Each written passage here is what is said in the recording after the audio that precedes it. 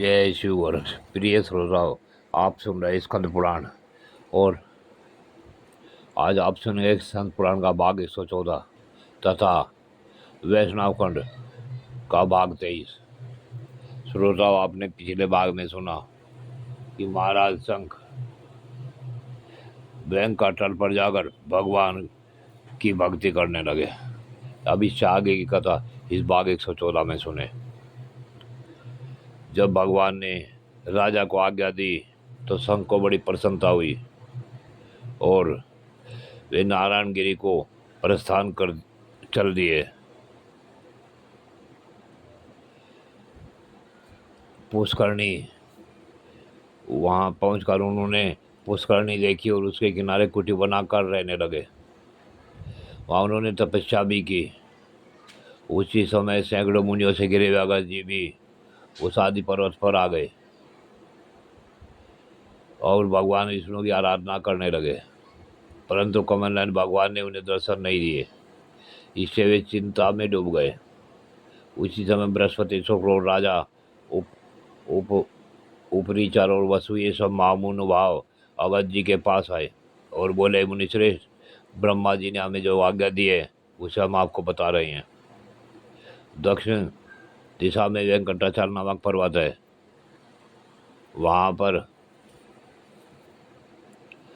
निवास स्थान भगवान विष्णु को श्वेत द्वीप से भी अधिक प्रिय है। इसलिए उसी पर्वत पर महर्षि अगस्त्य तथा राजा शंख को अपने स्वरूप का प्रदर्शन कराएंगे।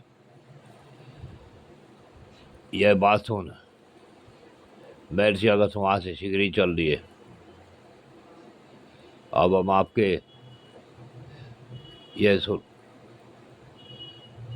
वहां पहुंचकर स्वामी पुष्करणी के तट पर भगवत भक्तों में श्रेष्ठ राजा शंख का भी दर्शन किया। वहां यंत्र चौड़ी शिला पर बैठे हुए तथा भगवान विष्णु के गुण वैभव का गान करते हुए अनेक अनेक सिद्ध पुरुष उन्हें दिखाई दिए। वे स्वामी पुष्करणी का भी उन्होंने दर्शन किया और उसके किनारे आश्रम बनाकर रहने वाले राजा शंख को भी देखा। उन्हें आया देख राजा ने सबका यथावत सत्कार किया। फिर सब लोग एक दूसरे का समादर करते हुए वहां बैठे और उत्कंठित होकर गोविंद के नामों का कीर्तन करने लगे। संपूर्ण जगत के सब भगवान विष्णु में मन लगाकर उन्हीं की पूजा और स्तुति में लगे उन सब लोगों के 3 दिन व्यतीत हो गए। तीसरे दिन रात में उन सबको नींद आ गई। फिर चौथे पैर में उत्तम सपना देखा।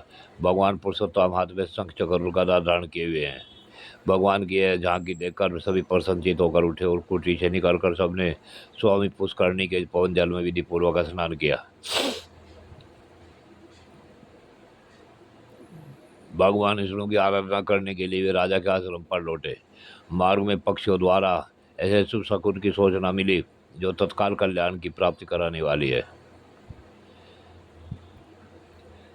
त्रिभुवन विधाता भगवान जनार्दन का पूजन करके उन्होंने वेद वर्णित पवित्र स्रोतों द्वारा उनका स्मरण किया। स्तुति के अंत में महर्षि अगस्त्य और राजा शंख भगवान के अष्टाक्षर ओम नमो नारायणाय मंत्र का जाप करने लगे।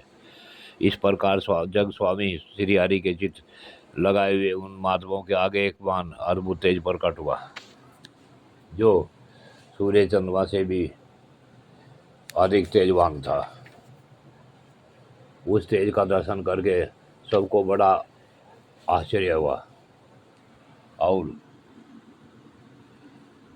अपने विख्यात ऐश्वर्य से के द्वारा जो प्रकाशित होते हैं, सहस्र नेत्र, सहस्र भुजा और सहस्र चरणों से संयुक्त है, तो पाए हुए स्वर्ण के समान दीप्यमान कांति से जिनका रूप बड़ा मनोहर लगता है, जो अपने वक्षस्थल पर लक्ष्मी को धारण करते हुए कौस्तुभ मणि से सुशोभित होते हैं, जिनका स्वरूप अचिंत्य है, जो अनादि और अनंत है। उन्हीं भगवान जगन्नाथ को अपने सामने देखकर अगस्त्य और शंख आदि सब मुनियों के मन में बड़ा हर्ष हुआ।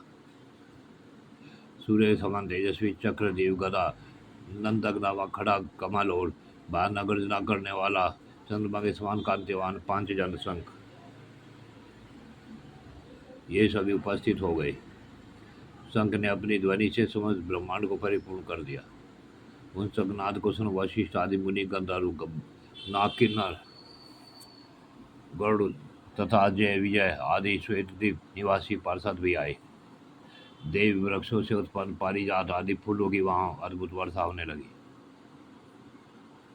भक्त वत्सल कमल नयन भगवान विष्णु को प्रसन्न देखकर सब देवताओं और ऋषियों ने नाना प्रकार के स्रोतों से साष्टांग प्रणाम किया।